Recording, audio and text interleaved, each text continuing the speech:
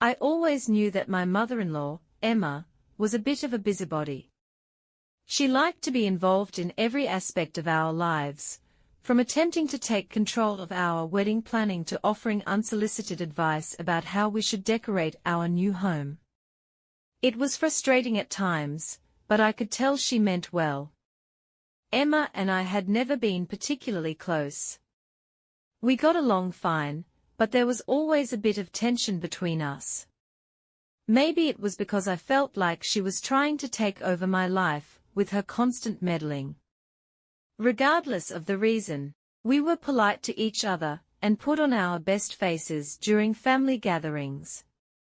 It wasn't until after my husband, Mark, and I had been married for a few years that Emma and I started to bond.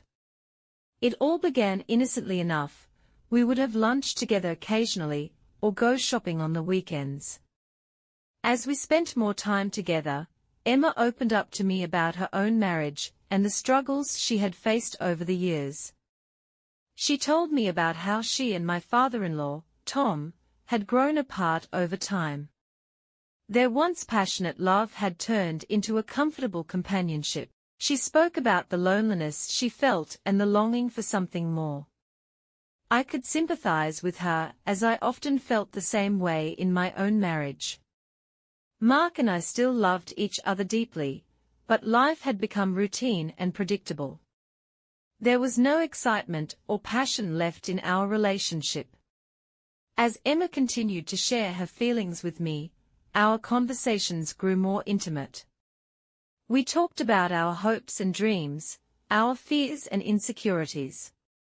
It was refreshing to have someone to confide in who understood what I was going through.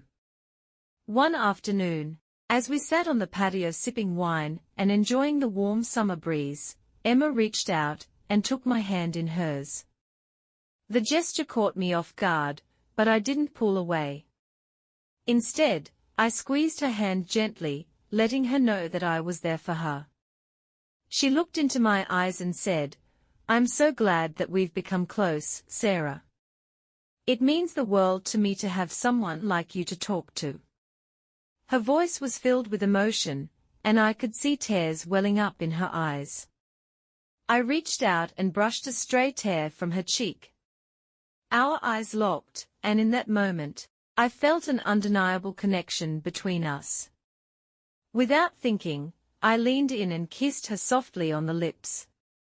Emma gasped in surprise, but she didn't pull away. Instead, she kissed me back with a passion that took my breath away.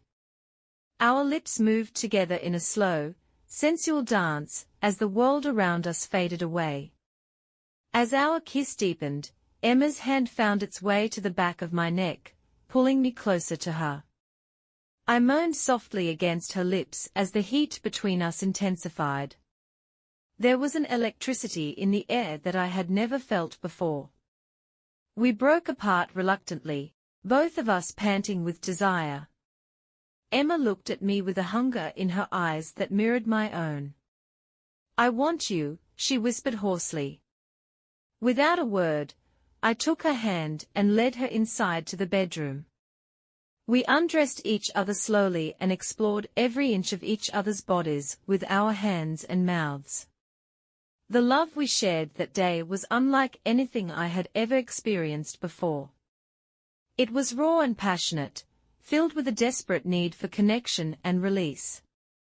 In the weeks that followed, Emma and I continued our secret affair. We would steal moments alone whenever we could in empty bedrooms, during family gatherings, or parked cars, during grocery shopping trips.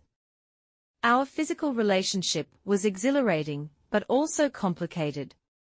We both loved our husbands dearly and didn't want to hurt them.